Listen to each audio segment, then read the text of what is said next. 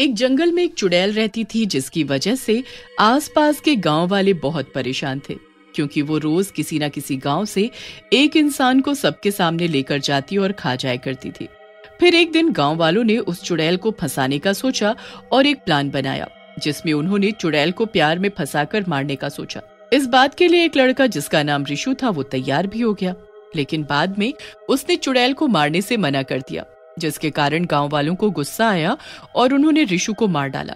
जब ये बात चुड़ैल को पता चली तो उसने गांव वालों से बदला लेने का प्रण लिया। मैं किसी को नहीं छोड़ूंगी, रिशु तुम्हारी मौत का बदला मैं जरूर लूंगी। अगली सुबह चुड़ैल गांव में जाती है और सबको एक जगह इकट्ठा होने को कहती है। सुनो गांव वालों, जैसा कि आप लोग जानते हैं, मेरे रिशु को किसी ने मेरे ही घर में घुसकर मार डाला, तो मैं आप लोगों से माफी मांगने आई हूँ, क्योंकि जितना बुरा मुझे कल लगा, मैं उससे आप लोगों के दुख को समझ सकती हूँ। मुझे माफ कर दीजिएगा। मैं जानती हूँ मेरी गलती माफी के काबिल नहीं, इसलिए मैं ही जंगल छोड़कर हमेशा के लिए आप लोगों की दुनिया से दूर जा रही हूँ। वैसे भी अब मैं यहाँ रहकर करूँ तो करूँ क्या, मेरा रिशु तो मर गया और मैं एक विधवा चुड़ैल बनकर रह गई। क्या क्या तुम सच में यहाँ से जा रही हो? अब तुम हम लोगों में से किसी को नहीं खाओगी? हैं? ये सब सच है?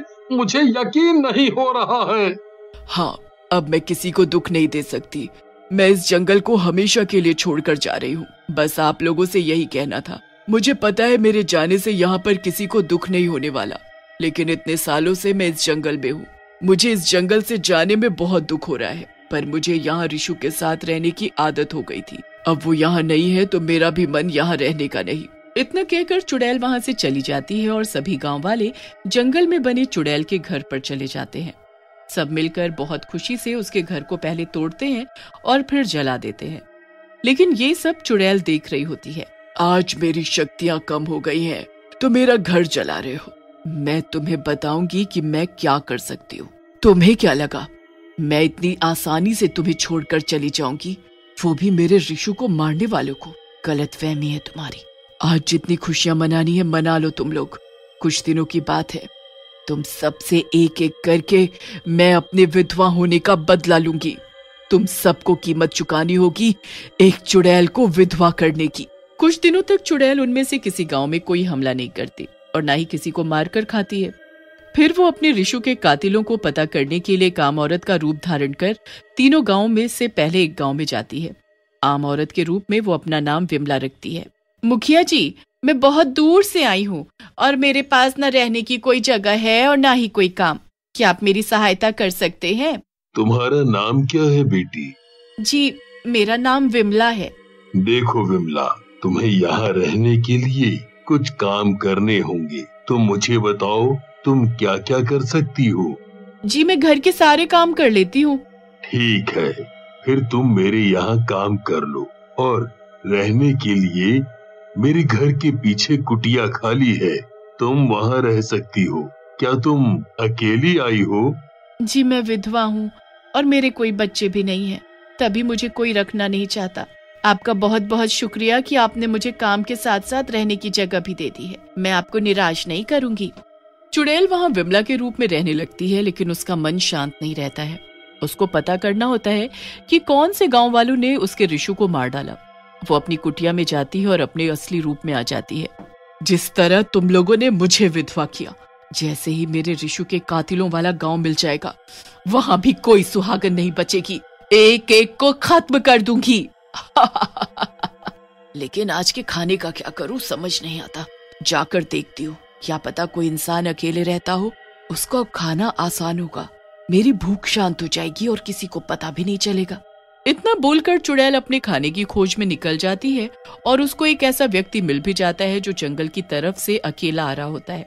चुड़ैल अपना साधारण रूप लेती है और उसके सामने चली जाती है। भाई साहब, आप इतनी रात को जंगल की तरफ से क्या करके आ रहे हैं? आप यहाँ पर नहीं मालूम पड़ती हैं जी। यहाँ पर एक चुड़ैल रहती थी और उसके जाने के बाद हमने उसका घर जलाकर राख कर दिया, जिसकी वजह से उसकी जमीन खाली हो गई।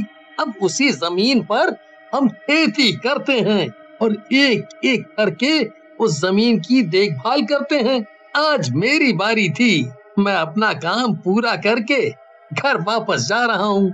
और आप इतनी रात को कहाँ जा रही हैं? मुझे कुछ पता नहीं था, मैं यहाँ पर नई हूँ। घर में चूल्हा जलाने के लिए कुछ लकड़ियों की जरूरत है तो मैं जंगल की तरफ चली गई। सोचा यहाँ कुछ लकड़ियाँ मिल जाएंगी तो आज खाना बना पाऊंगी। पता होता कि यहाँ चुड़ैल है तो मैं दिन में ही लकड़ियाँ ले जाती। अब तो मुझे जंगल में अकेले जाने में भी डर लग रहा है।